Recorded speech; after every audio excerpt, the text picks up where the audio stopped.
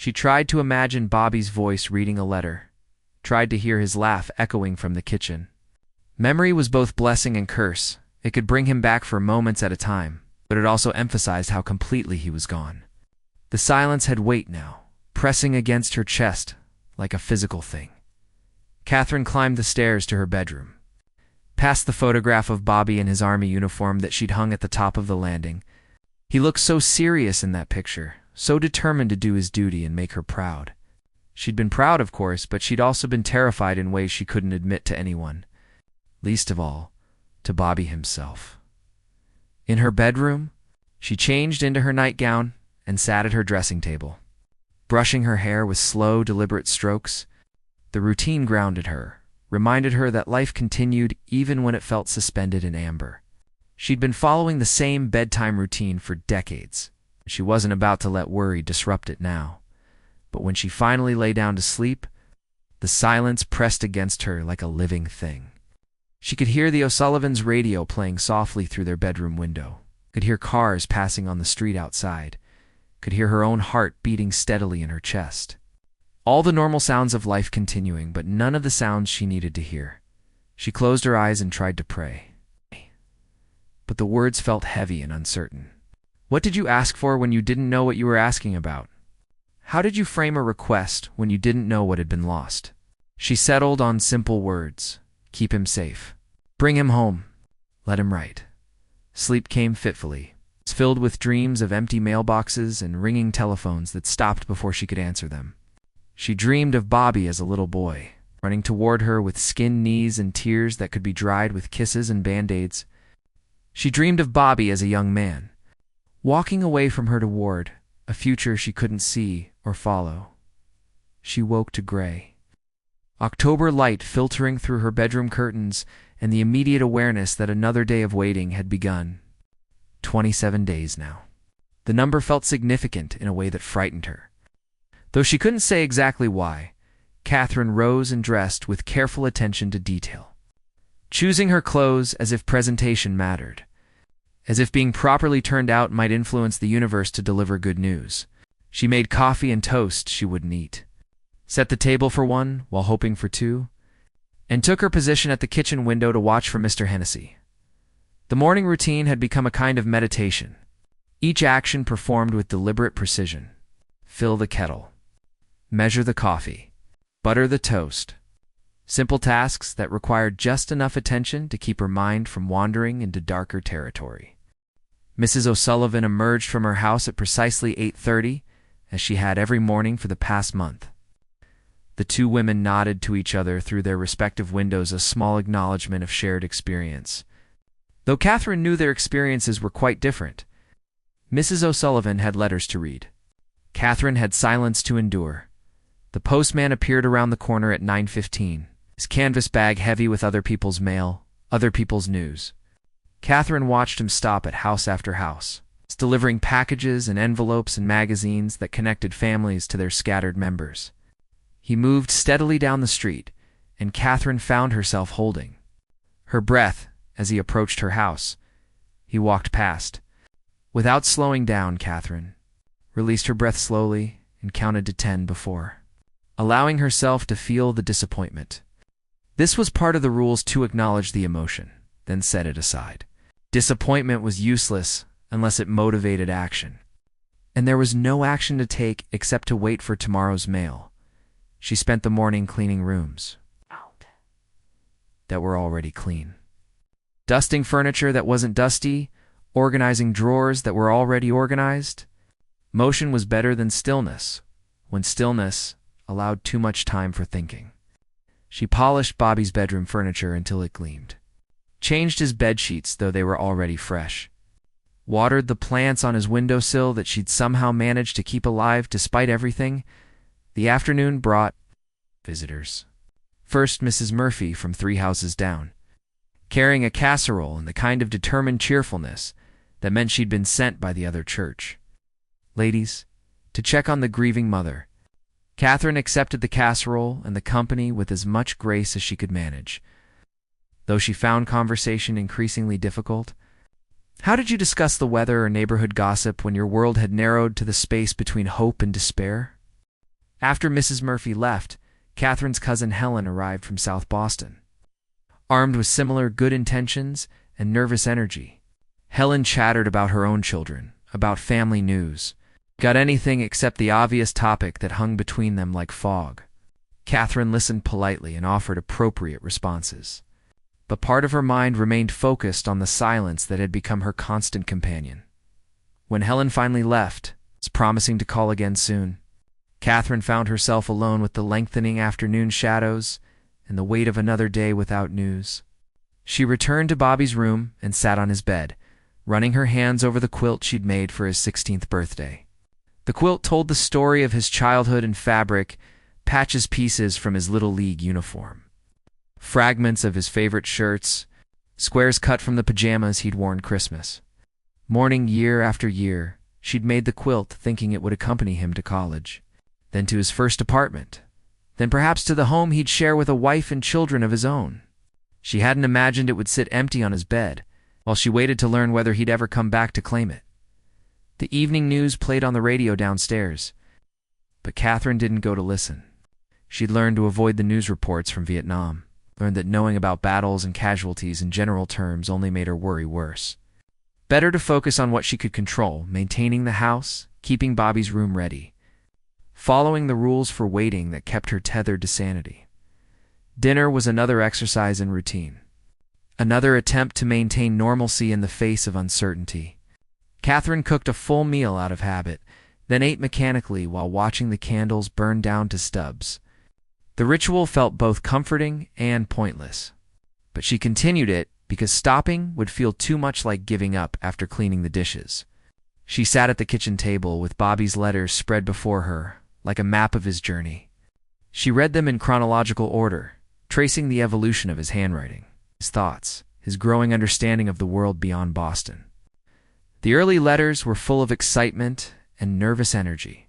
The middle ones showed increasing confidence and growing bonds with his fellow soldiers. The later ones revealed a young man grappling with complex questions about duty, morality, and survival. But it was the final letter that held her attention longest.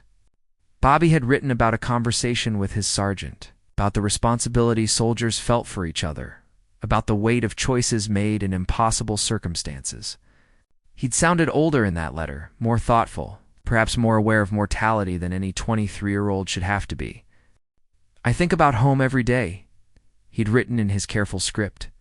"I think about your apple pie and Sunday Mass, and the way the leaves change color on Elm Street. I think about the person I was before I came here, and I wonder if that person will still exist when I come back. But mostly I think about how much I want to see you again. Mom, how much I want to sit at our kitchen table and tell you about all the things I can't write in letters."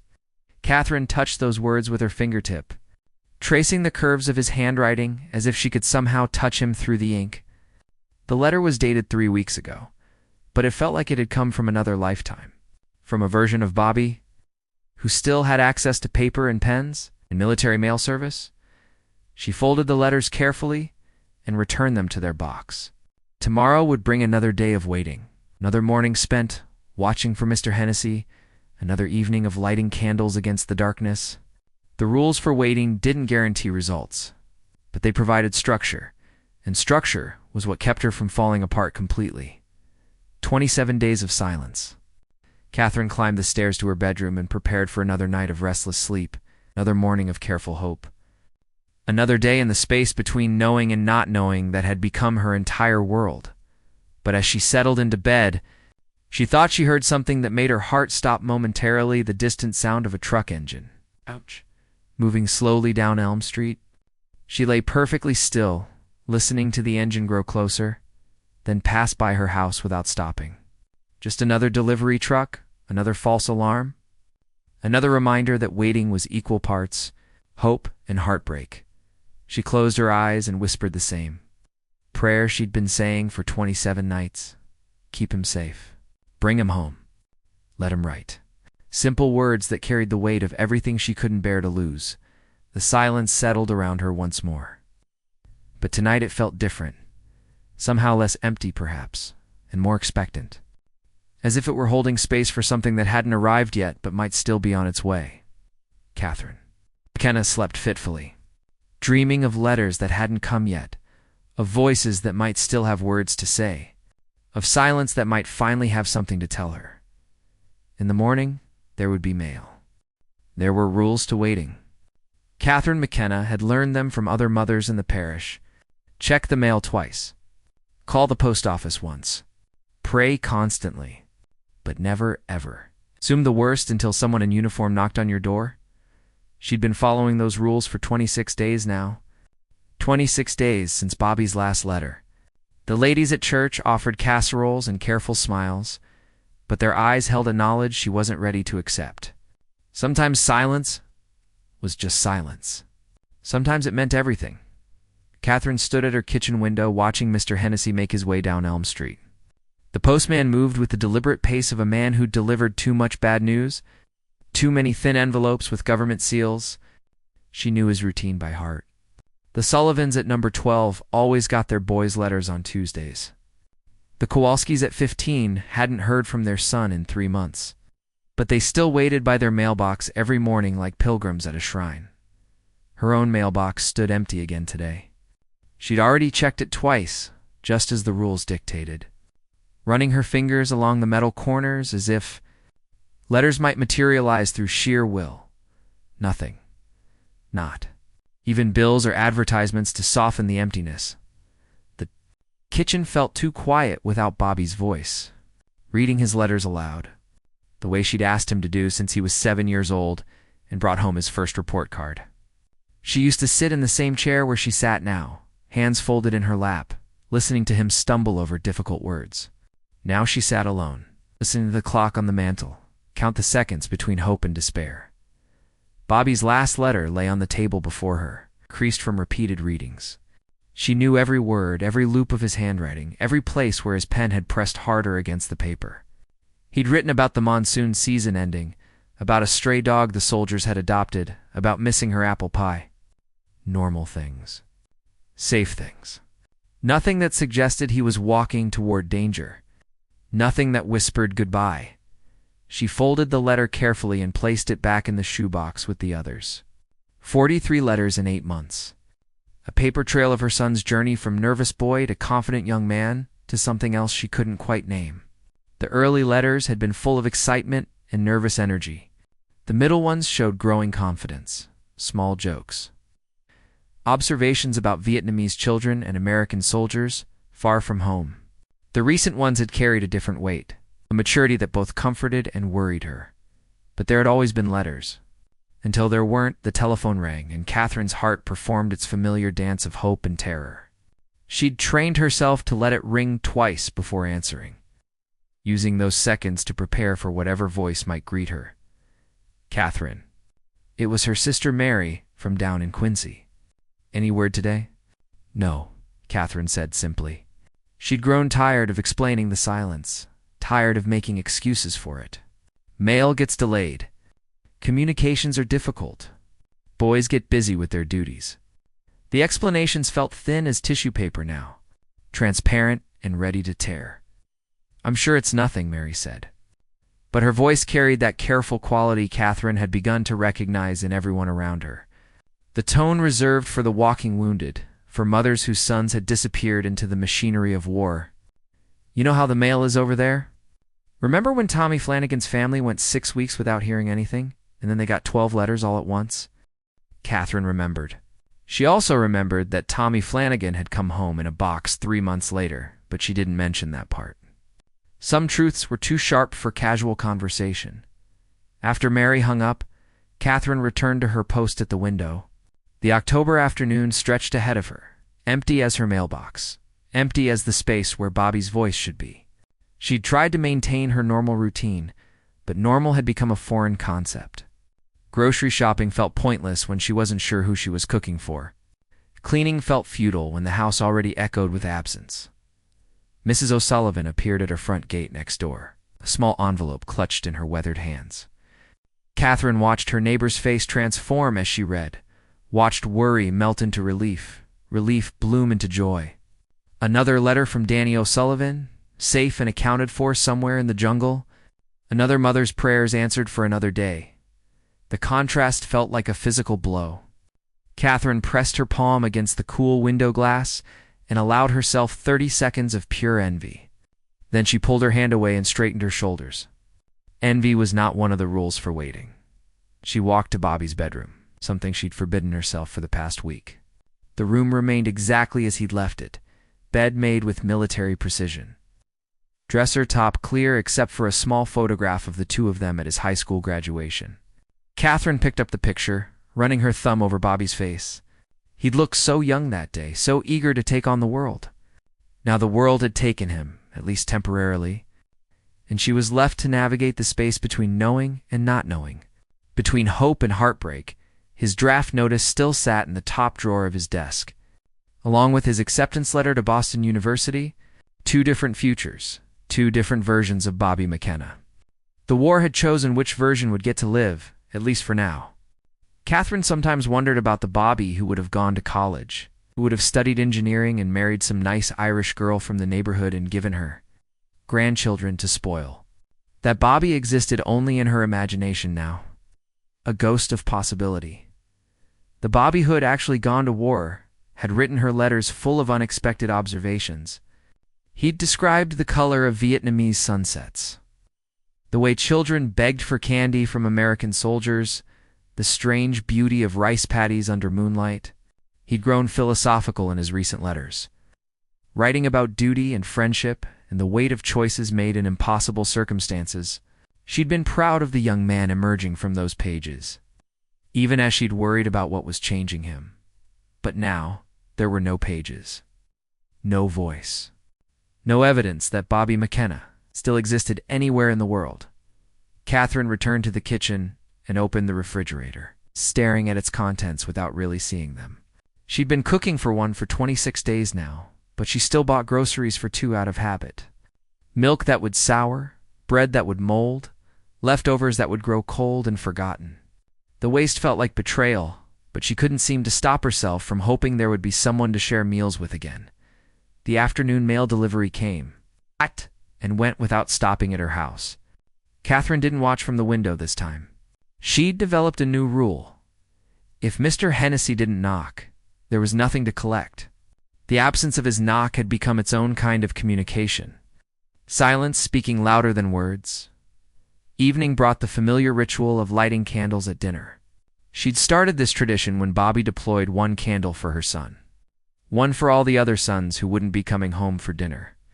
Now the candles felt more like prayers made visible, small flames holding back the darkness of not knowing. She sat with her untouched plate and tried to imagine where Bobby might be at this moment. Vietnam was exactly 12 hours ahead of Boston, which meant her evening was his morning. He might be sharing coffee with his fellow soldiers, or writing letters he couldn't send, or walking patrol through jungle paths she couldn't picture. He might be thinking of home, of her, of the kitchen table where his letters used to sit like promises of his continued existence, or he might be beyond thinking altogether. Catherine pushed that thought way before it could take root. She'd learned to recognize the difference between productive worry and destructive speculation. Productive worry motivated action, checking the mail, calling the post office, praying for Bobby's safety. Destructive speculation led to sleepless nights and wild imaginings that helped no one. The telephone rang again after dinner. This time it was Father McMahon from St. Patrick's, calling to check on her spiritual welfare. Catherine appreciated his concern, but she'd grown weary of well-meaning people asking how she was holding up. How was she supposed to answer that question? She was holding up by following the rules, by putting 1 foot in front of the other, by refusing to let silence mean what it might mean. The Lord works in mysterious ways, Father McMahon said, and Catherine bit back the response that came to mind. She'd heard enough about mysterious ways lately. What she wanted were clear ways, direct ways, ways that included letters from her son arriving on schedule like they were supposed to. After hanging up, Catherine found herself standing in Bobby's room again. She opened his closet and breathed in the faint scent of his cologne, still clinging to the shirts he'd left behind. She touched the sleeve of his good wool sweater, the one he'd worn to church last Christmas, when he was still planning his future and the war was something that happened to other families, that Christmas felt like a lifetime ago. They'd opened presents by the tree, and Bobby had given her a small jewelry box he'd made in shop class. "For when I'm away at college," he'd said, not knowing that college would be postponed indefinitely, that he'd be going much farther away than any university could take him. The jewelry box still sat on her dresser, holding the few pieces of good jewelry she owned. Sometimes she opened it just to hear the tiny melody it played, a simple tune that reminded her of simpler times. When her biggest worry was weather, Bobby would remember to call when he got to campus. Now, her biggest worry was whether he would ever call. Again, Catherine closed the closet door and returned to the living room. She'd taken up knitting to keep her hands busy during the long hours of waiting. But tonight the yarn felt heavy and the needles clumsy. She set the half-finished scarf aside and picked up her rosary instead. The smooth beads moved easily between her fingers, each Hail Mary a small act of faith. Each Our Father a reminder that she wasn't alone in her vigil. The house settled around her with its familiar nighttime creaks and sighs. She'd lived in this house for 23 years. Since she and Bobby's father had bought it as newlyweds full of dreams and possibilities, Bobby had taken his first steps in the living room, spoken his first words in the kitchen, brought home his first report card to this very table. The house held the history of their small family, but tonight it felt more like a museum than a home.